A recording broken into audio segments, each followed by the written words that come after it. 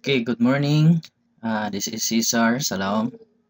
Andito ako ngayon ituturo sa inyo kung paano mag-encash your Bitcoin at coins.ph. Okay, so meron akong balance ngayon na around 8,000. So, encash ko to using my card. Okay, so pag encash, marami pong option. O pwede pong cardless ATM, instant payout, sa ano to, sa Security Bank. Exclusive lang po sa Security Bank. And then, pwede din sa cash card. RCBC My Wallet, Smart Money Card. Okay? Then, pwede din sa GCash. Okay? Or bank. So, pwede dito, Allied, Asia United Bank, BDO, East to East Bank. So, madami po. Now, ngayon, ang pipiliin ko ay cash card. Okay, so, pwede naman sa bangko, pwede sa East West Banko. Wala siyang charge. Okay, sa East West Bank. Pero gusto ko yung sa Smart Money muna kasi may gagamitan din ako sa Smart Money. Okay? So i-click lang Smart Money Card. Pause. Click next step. Okay? So mayroon din akong RCBC card pero mas gusto kong Smart Money Card kasi wala siyang fee. Okay, so itype ko yung amount. Okay. So 8,200. Okay. So ayan po.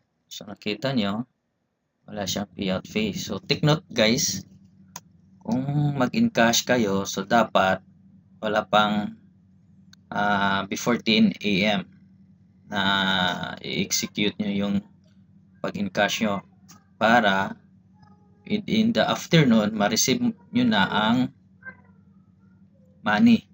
Saan nyo, anong option ang ginamit nyo. Okay? So, ayan, 8,200. Ayan. Tapos, click mo yung next step. Okay? Lagay mo yung cash card number.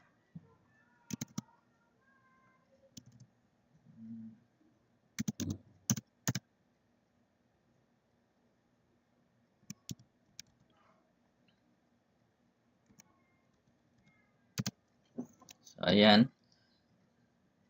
Double check para at least hindi magkamali. Baka mapunta sa iba.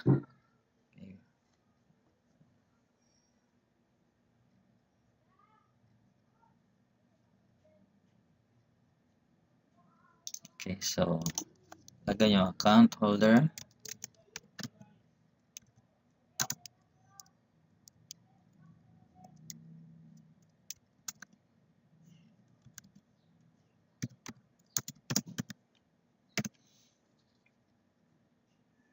Ayan.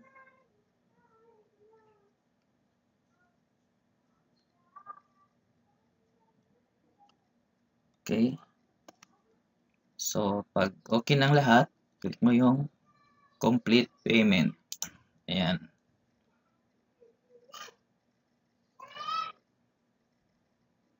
So, take note,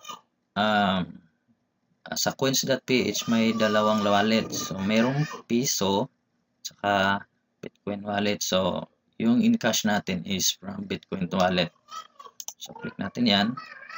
Tapos, verification code. So, gumamit ako ng verification code para at least safe yung account natin. Halimbawa, pag may nakahack, okay, or may nag-hack sa aking account, hindi siya maka-directly access with my account kung wala siyang code.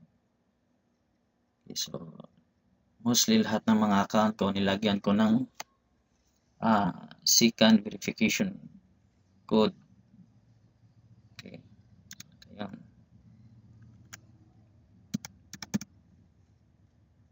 Then, click pay. Ayan.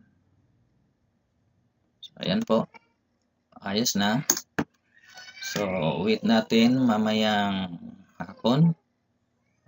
Okay, from 12 onwards, andyan na po. Okay, so, kita mo dito yung mga transactions. Okay, so explore nyo lang.